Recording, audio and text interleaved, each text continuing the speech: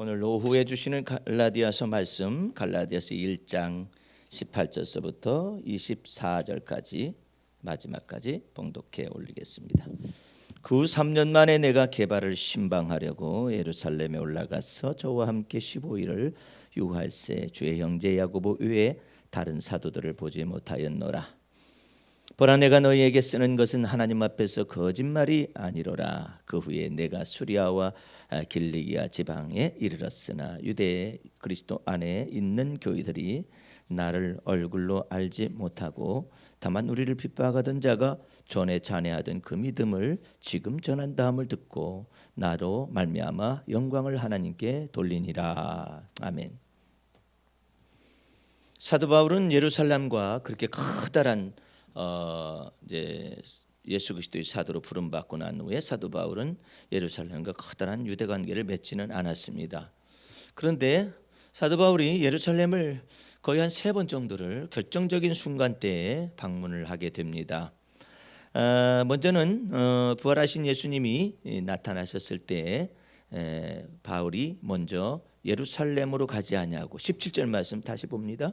또 나보다 먼저 사도된 자들을 만나려고 예루살렘으로 가지 아니하고 오직 아라비아로 갔다가 다시 다메섹으로 돌아갔노라. 그 후 3년 만에 이렇게 되어 있죠. 그러니까 사도 바울은 왜 예루살렘으로 하나님께서 곧바로 가라고 하지 않았던가? 그 까닭은 사도 바울이 1장 1절 말씀 때문에 거기에 이유가 있는 것입니다. 사람들에게서 난 것도 아니요 사람으로 말미암은 것도 아니요 오직 예수 그리스도와 및 죽은 자 가운데서 그리스도를 살리신 하나님 아버지로 말미암아 사도된 바울은 이것 때문에 예루살렘에 유명하다는 사도들을 먼저 만나려고 예루살렘으로 가지 아니하고 오히려 주님께서는 사도 바울을 아라비아 광야로 몰아넣었습니다. 광야로 몰아넣었을 때 거기에 가보니까 다메섹 갔다가 다메섹으로 돌아갔다 그러는데 거기 가서도 전도하고 그와 같은 것 속에 복음 계시를 분명히 받았음이 분명합니다. 그런데 복음 계시를 받은 것은 우리가 2장 1절서부터 2절까지 보면은 이런 내용이 나와 있죠. 14년 후에 내가 바나바와 함께 디도를 데리고 다시 예루살렘에 올라갔노니, 두 번째 올라가는 거죠. 계시를 인하여 올라가 내가 이방 가운데서 전파하는 복음을 저희에게 제출하되 유명한 자들에게 사사로이 한 것은 내가 다름질하는 것이나 다름질한 것이 헛되지 않게 하려 함이라 해서 이제 두 번째 방문을 하게 되는 것이죠. 그러나 사도 바울이 도대체가 아라비아 지역에 가서 도대체 3년 동안 복음만 전하고 있었느냐? 그럼 어떻게 그가 복음을 전하죠? 그 내용을 주께로부터 분명히 복음 계시를 받았음이 분명하고 그 복음 계시가 진전이 돼가지고 두 번째 14년 후에 바나바와 함께 디도를 데리고 예루살렘에 올라가서 복음을 제출할 때는 이제 완전히 구체화된 거의 완성에 가까운 그와 같은 복음 계시였음을 알 수가 있겠죠. 미루어 짐작할 수 있겠죠. 그래서 사도 바울을 주님께서는 그리스도에게 속하게 하고 그렇기 때문에 예루살렘에 유명하다는 사도들에게서 받은 것이 아니라는 것을 알게 하기 위해서 주님은 먼저 사도 바울을 아라비아로 내몰아서 거기에서 고립된 상태 속에서 복음 계시를 주어 가지고 이방인들과 유대인들에게 복음을 막 전하고 있게 되다가 아주 중요한 한 사람을 만나게 되는데 바나바라는 사람을 만나게 됩니다. 그래서 바나바가 우연히 만나게 된 것이 아니라 바나바가 성령이 충만한 사람이었기 때문에 쫓아가 가지고 사도 바울이 뭘 전하고 있는가, 이 핍박자였었던 이 바울이 뭘 전하는가, 이 사람이 또 율법을 전하고 있는가, 모세 율법을 전하는가, 아니면 정말 주의 복음 계시를 전하고 있는가를 확증하고 있는 거죠. 지켜보고 있었던 바나바가 저것은 복음을 제대로 받은 사람이다 라는 것 속에서 그를 데리고 이제는 막 이제 비시디아나 이와 같은 소아시아에 돌아다니면서 복음을 유대인들에게 전하게 되고 있는 것이죠. 그런 것 가운데서 어쨌든 사도 바울은 첫 번째 그 후 3년 만에 내가 게바를 신방하려고, 게바라는 것은 베드로의 다른 이름이에요. 베드로를 신방하려고 예루살렘에 올라가서 저와 함께 15일을 2주간을 이제 유하고 있었는데 주의 형제 19절 말씀에 주의 형제 야고보 외에 다른 사도들을 보지 못하였노라 이러죠. 주의 형제 야고보라는 말은 여러분들이 그냥 쉽게 생각을 해야 해요. 주의 형제는 너도 주의 형제, 나도 주의 형제, 너도 주의 형제, 이런 의미가 아니라 예수님의 동생을 말하는 거예요. 예수님의 동생 야고보예요. 예수님의 동생 야고보가 야고보서를 쓴 사람이라고 알려지고 있고, 예수님의 동생 야고보가 예루살렘 사도회의의 의장으로 있었어요. 그래서 가보니까 의장만 빼놓고, 사도회의의 의장만 빼놓고 전부 다 이제 복음 전하러 나가고, 2주 동안을 있었지만은 개발을 원래는 만나러 갔는데 사실은 예루살렘 사도회의의 회의 의장으로 있는 이 예수님의 동생, 예수님의 동생 잘 기억을 하실 수가 있을지 모르겠지만은 요한과 야고보의 야고보가 있고 또 예수님의 동생 야고보가 있어요. 근데 이거 예수님의 동생 야고보가 전설에 의하면은 예수님을 잘 안 믿었다는 거죠. 왜냐하면은 전설을 뒷받침하는 설이 뭐냐면은 예수님의 동생들이나 어머니 마리아를 비롯해 가지고 전부 다 예수님의 친척들이 예수님을 잡으러 다니는 거예요. 그러지 말라고, 왜 저러느냐고 하면서 이상한 행동을 한다라고 생각해 가지고 예수님을 믿지 않았었다라고 성경에는 기록되어 있거든요. 그래서 이 야고보도 이제 전설과 엮어진 얘기예요. 야고보도 안 믿었다는 게 자기 형님이죠. 직접적으로 말하면은 형님이죠. 근데 형님 예수님을 안 믿었다는 거죠. 안 믿고 그러다가 예수님이 십자가에 죽으셨다가 부활하신 거 이후에 변화돼 가지고 이 사람이 어느 정도로 변했느냐면 그냥 낙타 무릎이 될 정도로 기도의 사람으로 바뀌어졌다라는 거죠. 성령 받아 가지고 어쨌든 이 예수님의 동생, 주의 형제 야고보는 예수님의 동생을 말하는 거죠. 예수님의 동생 야고보가 놀랍게도 예루살렘 사도회의에 그 회의에 의장이 되어져 있는 형편을 우리가 사도행전 15장에도 찾아볼 수도 있어요. 그런데 어쨌든 주의 형제 야고보 외에 다른 사도들을 보지 못하였노라 해가지고 이제 또 다른 소아시아 지역으로 갔다가 이제 돌아오면서 뭘 전하느냐면 23절 보세요.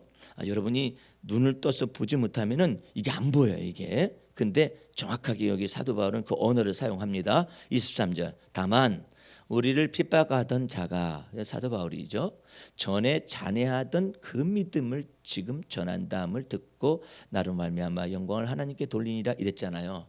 자, 여러분들 여기서 정신을 똑바로 차려서 들어야 할 내용은, 전에 우리를 핍박하던 자가 전에 잔해하던 그 믿음을 지금 전한다 이렇게 표현하고 있어요. 그것이 보여야 해요. 믿음을 전파하고 있잖아요. 예수 그리스도를 믿는 믿음을 전파하잖아요. 이게 달라요. 현대교회는 예수 그리스도를 믿는 믿음을 전파하는 게 아니에요. 예? 교회를 전파하고, 교회를, 예배당을 전파하고 있고 목사님을 전파해요.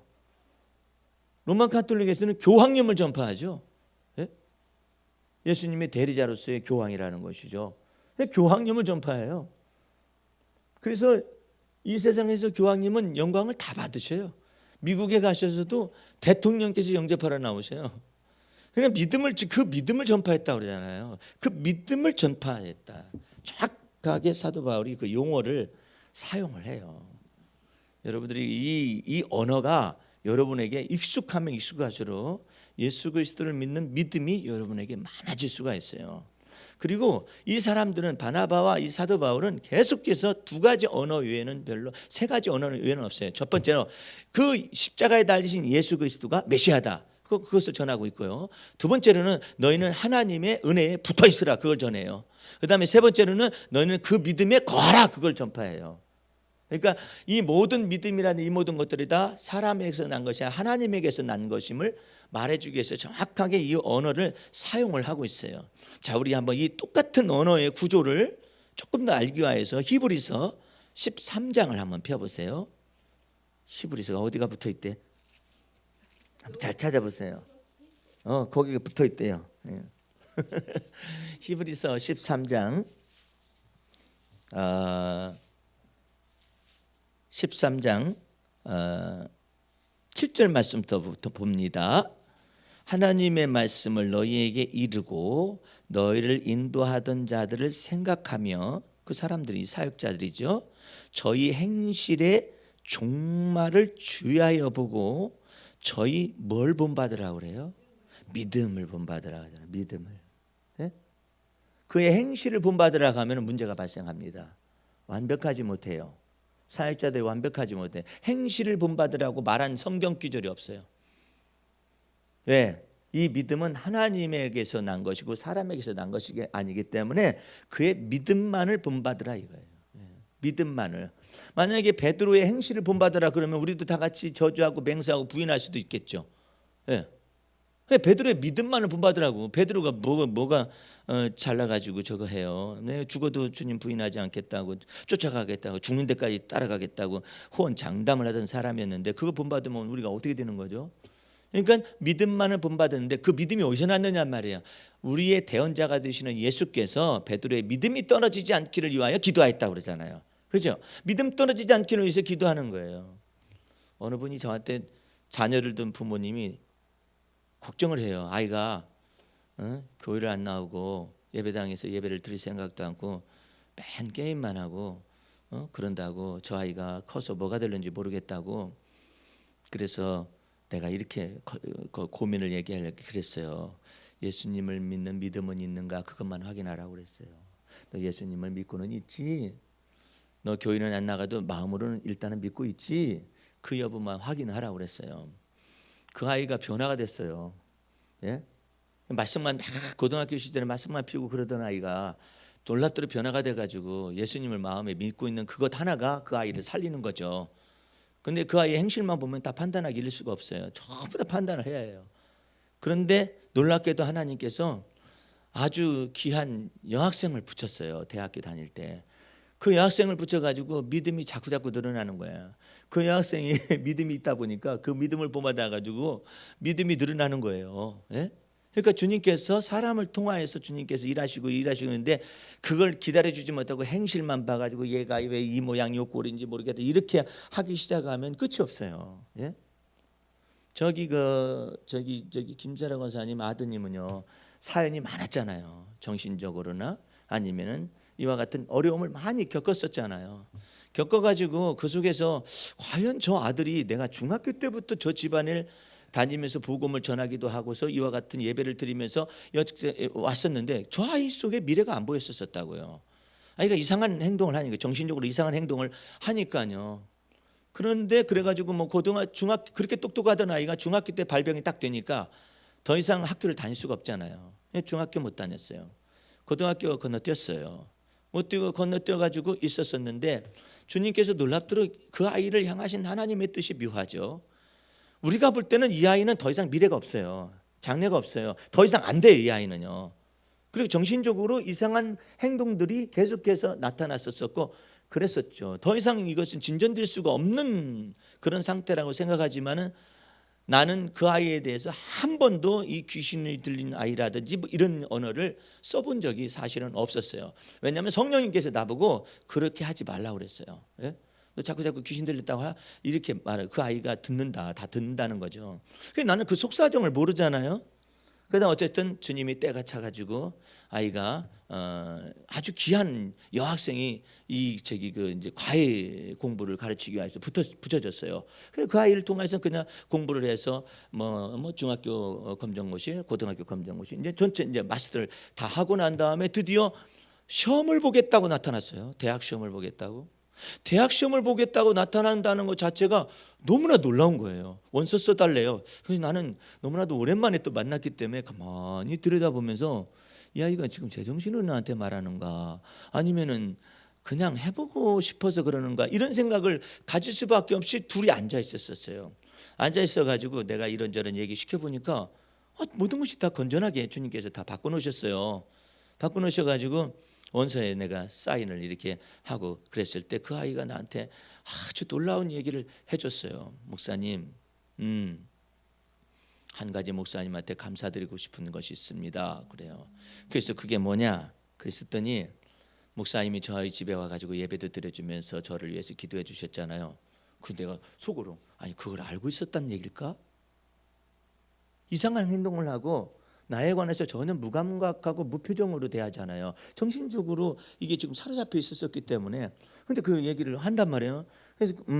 그래서 그랬더니 목사님에게 감사하고 싶은 것은 제가 병들고 힘들고 어려웠을 때 목사님이 한 번도 저한테 귀신이라고 들렸다고 말을 하거나 그런 언어를 사용하지 않으셨습니다. 이러는 거예요. 아니 이거 봐라, 이거 봐라. 지금 몇 년이 지나고 몇 년 전에 나는 주님 앞에 감동을 받아가지고 이 비록 이와 같은 이상한 행동이 나타난다 하더라도 그 사람의 영혼은 존귀한 것이다라는 걸 가르치셔가지고 무턱대고 나는 그 속사정은 모르죠. 어떻게 되고 있는지를 모르는 상태로 오직 주님 말씀만 믿어가지고 그렇게 그냥 기도하고 방언으로만 이렇게 기도를 해주니까 뭐가 귀신이 나갔는지 뭐였는지 그런 것은 피차 모르죠. 지도 모르죠. 모르고 그렇게 해서 기도만 했었을 뿐인데 한국말로 이 아이한테 들려지지는 않았었던 거죠. 그런데 그 얘기를 딱 꺼내면서 목사님이 저를 위하여서 기도할 때 귀신이라는 용어를 써서 저를 갖다가 압박하거나 귀신이 나가나 하거나 그렇게 해주지 않은 것에 대해서 감사합니다 이러는 거예요. 그래서 내가 이제 애따 모르겠다, 이때 내가 좀 속 좀 알자 해가지고 내가 너한테 그러면 네가 그 얘기를 솔직하게 얘기하니까 나도 너한테 묻고 싶은 얘기가 있다. 네가 그때 압제라면 압제를 많이 당해가지고 우울증에다가 아니면 귀신이 들린 증세라든지 뭐 이런 것들이 네게 나타난 건 정신적으로 어려움이 나타났었는데 그러면은 내가 너를 위해서 기도해줬다 하자. 한국말로 기도하고 또 방언으로 기도했다 하자. 그렇게 기도했었을 때 너는 들을 수는 있었느냐 물어봤어요. 그게 들리더냐? 그랬더니 들린대요. 명확하게 들린대요. 그런데 속에서 아멘을 하고 싶어도 8, 90%를 내리누르고 있기 때문에 이게 안 되는 거야. 속에 자기는 뭔가는 있어요. 아멘도 하고 싶어요. 근데 이게 안 되는 거야. 원수의 압제가 너무나 크니까. 그럴 뿐이지만 놀라운 얘기예요. 그 다음에 저는 다 듣고 있었습니다. 이 사람의 이 놀라운 것을, 이 비밀을 그때서야 내가 캐서 알게 된 거예요. 이 아이를 통하여서 대학을 갔습니다. 놀랍도록 합격해서 컴퓨터인지 어디 그쪽의 계통에 어쨌든 합격을 해가지고 숭실대학교 마쳤습니다. 마치자마자 또 회사 시험을 봐가지고 SK 커뮤니케이션 거기에 통신 그쪽으로 합격을 했습니다. 그다음에 결혼을 했습니다. 자식을 낳았습니다. 이제 거기 있는 지금 포항인지 그쪽 지역에 가가지고 또 믿음을 전파하는 그 교회에 소속되어져 가지고 더욱더 믿음을 깨달아 가지고 놀랍도록 이처럼 변화가 나타난 거예요. 한 사람의 일생 속에서 주님이 이렇게 길고 긴 세월 동안에 간섭하시는데 도대체가 그와 같이 귀신 들린 행동이 나타나거나 정신적으로 이상한 행동이 나타날 때조차도 주님이 그 아이를 어떻게 붙잡으실 수가 있고 버리지 아니하셨을까? 예? 그것은 주를 믿는 믿음을 가지고 있었기 때문에 그런 거예요. 주를 믿는 믿음이 그 아이를 붙잡는 거예요. 주님께서 그 아이 영혼을 위해서 기도하고 있는 거예요. 내가 네 믿음 떨어지지 않기를 놓고 기도하였노니 어떻게 되더라도 네가 비록 원수의 압제에 눌려가지고 있다 할지라도 내가 너를 믿음 떨어지지 않기를 위해서 기도하였노라. 네가 비록 힘들고 어렵고 고통 속에서 네가 어떻게 내가 앞날이 불투명한 그와 같은 상황에서 내가 너를 믿음 떨어지지 않기를 기도하겠노라. 말은 대언자가 되시는 예수께서 하나님 권능의 보좌 우편에서 여러분과 나를 위해서 간구하시는 것이잖아요. 뭘 위해서? 믿음 떨어지지 않기 위하여서. 그것만 있으면 되잖아. 그러고 난 다음에 돌이킨다라는 거 아니에요. 사도 베드로가 더 이상 내가 너의 믿음 떨어지지 않기를 위하여 기도하였다면은 우리가 생각할 때는 이런 생각하는 거예요. 그러면 사도 베드로는 아예 예수님을 부인하지 않는 자리에 있지, 예수님을 저주하지 않는 자리에 있으면 더 나았지 않았을까? 이런 생각하지만은 주님께서는 저기까지 얘기하시는 거예요. 내가 너의 믿음 떨어지지 않기를 위하여 기도하였느니 너는 돌이키고 난 다음에 이래. 거기까지 내다보시고 그래요. 허용된 작정 속에서 사도 베드로의 이와 같은 오만불손하고 장담하는 습관이라든지 이와 같은 것들은 사단에게 이미 메인바가 돼가지고 사단이 벌써 까불었기 때문에 내어주고 그 속에서 베드로는 연단과 시련과 훈련을 받아야만 해요. 그래야 자기 자신이 누군가 알아요. 그처럼 사도 베드로의 그 자존감을 완전히 깨트려 부시는 까닭이 뭐예요? 사도 바울 때문에 그래요. 사도 바울하고 사도 베드로는 이게 동등 비교할 수가 없어요. 예? 근데 이 사도 베드로가 만약에 자아가 완전히 깨트려 부서지지 않잖아요. 그러면 사도 바울이 딱 들어왔었을 때 뭐야 이 사람은 이렇게 말할 수 있어요. 왜? 베드로가 그런 싹이 충분해요. 베드로가 그처럼 변화받고 난 다음에 베드로의 말이 무섭습니다. 가룟 유다가 죽었을 때 사도의 조건을 자기가 딱 세팅을 해요. 이후로부터 사도에 들어올 자격 있는 사람은 하면서 베드로가 벌떡 일어나가지고 똑똑한 소리를 하는 거예요. 배우지도 못한 사람이지만은 자기 나름대로 사도의 요건이라는 이런 것이다 해가지고 세례 요한으로부터 예수님이 십자가에 죽으시기까지 목격자가 되는 증인 가운데서 사도를 선택한다라고 딱 말을 던졌어요. 그래가지고 맏대아를 뽑았잖아요. 맏대를 딱 뽑았는데 그것이 보이지 않는 규례가 딱 된 거야. 근데 그 규례를 딱 뛰어넘어서 부활의 주님만 만난 사도 바울이 사도 직책을 가지고 딱 들어온 거예요. 그러면 베드로에 딱 걸리는 거야. 베드로가 이미 말해놓은 것이 있잖아요. 120문도 속에서 얘기하는 것이 있잖아요. 그 속에 사도 바울이 정확하게 걸려드는 거예요. 레이다에 걸려들어가지고 너는 사도가 아니라고 말할 수도 있다라는 거예요. 근데 주님께서 먼저 사도 베드로의 자아를 다 깨트려 부시고 난 다음에 이제 네가 너를 주장할 수가 없다. 이제 네가 너를 주장해서 살 수가 없다. 네게 사는 것이 그리스도이니 너는 그리스도로 말미암아 살 수가 있는 것이다. 그걸 가르쳐놨으니까 다행이지. 그러니까 사도 바울과 같은 사람은 학적으로도 굉장히 높은 사람이잖아요. 바리새인으로서 출신으로서 이 높은 사람이란 말이에요. 이런 사람이 베드로하고 더불어서 딱 만나게 되면 불꽃 튀기지. 뭘 베드로는 내가 잔뼈가 굵었다. 내가 예수 따라다니면서 잔뼈 굵었어. 너는 뭐냐? 네가 배웠으면 얼마나 배웠어? 딱 제끼다고. 충분히 제낄 수 있는 성향이 베드로 속에 있어요. 그러니까 이걸 깨트려 부셔하기 때문에 주님께서 그와 같은 것을 허용 작정 속에서 사탄이가 청구했었을 때 그만한 합당할 만한 그런 것이 되니까 내준 거죠. 내줬었다가 훈련받고 연단받고 그 속에서 자기 자신이 누군가를 알게 되니까 베드로의 자가 싹 낮아졌잖아요. 열린 마음이 될 수 있는 거예요. 아니 자기가 그런 사람이었는데 뭘 누구를 뭐라고 그래? 예? 그러잖아요. 그래가지고 베드로의 마음을 다 낮춰놓고 열려놓고 이런 상태 속에서 사도 바울이 딱 들어오게 되는 것인데 아니 첫판에 가서 만났으면 딱 좋은데 아니 사도 바울이 맘먹고 갔더니 개바가 없어졌네. 어디로 갔어요? 예? 만나지 못하잖아요. 그래서 다음 주에 우리가 살펴본 대로 14년 만에 이제 드디어 사도 바울이 예루살렘에 두 번째로 올라가게 되는 것이죠. 마지막 세 번째로는 예루살렘에 올라가는 것은 사도 바울이 드디어 이제 로마에까지 압송되어져 가고 십자가의 그 길을 가기 위한 그것을 위하여서 예루살렘에 올라가지고 포박과 결박을 당해 가지고 마침내 순교의 현장으로 가기까지 로마에 가기까지 그 여정 때문에 예루살렘에 세 번째로 올라가게 되는 것이죠. 그러므로 사도 바울은 왜 그러면은 그처럼 복음계시 주의 복음계시의 완전한 걸 다 받은 사람인데 왜 예루살렘과 상관이 없게 하시느냐 이 말이에요. 예? 여러분들 이것도 생각해 볼 만해요. 그것을 갈라디아서에서 이야기합니다. 이제 우리가 조금 어려운 시간이지만 갈라디아서 확인을 해보도록 하겠습니다. 왜 사도 바울 속에 예루살렘이 그처럼 의미가 없느냐. 갈라디아서 4장을 보시기 바랍니다.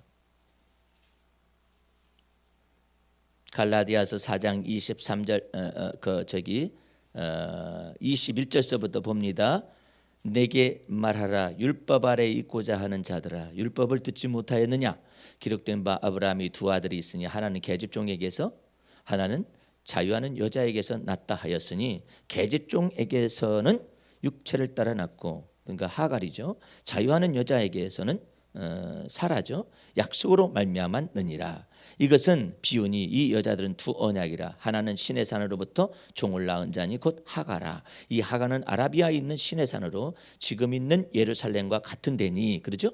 지금의 예루살렘, 저가 그 자녀들로 더불어 뭘 해요? 종노릇하고, 오직 위에 있는 예루살렘은 자유자니 곧 우리 어머니라. 기록된 바 잉태치 못한 자의 즐거워하라. 구르치 못한 자의 소리질러 외치라. 이는 홀로 사는 자의 자녀가 남편 있는 자의 자녀보다 많음이라. 그러니까 아브라함이 그때 자식이 없었지만은 그와 같은 홀로 사는 여인의 자녀와 후손들이 바닷가의 모래처럼 많을 것에 관해서 미리 보고 이 예언이 있었었다 이것이죠.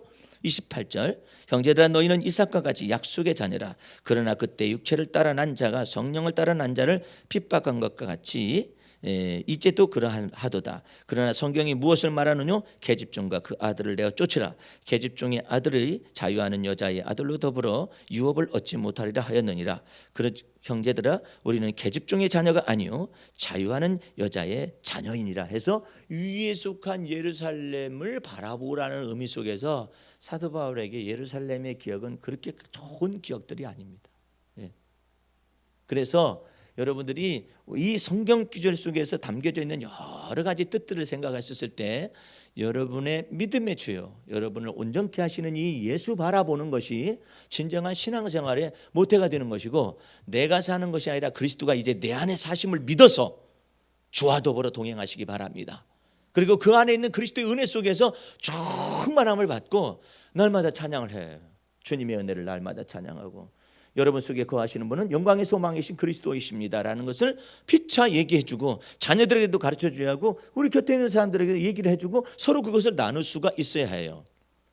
우리 안에 거하시는 이는 영광의 소망이신 그리스도이시니라. 할렐루야. 그 그리스도가 여러분 안에 거하셔서 한 주간 동안에 여러분과 더불어 동행하실 것이고, 여러분을 위하여 일을 행하시고 지어 성취하셔서 여러분이 알지 못하는 크고 비밀한 일까지를 일을 행하시고 지어 성취하시기를 주의 이름으로 축원합니다. 기도하겠습니다.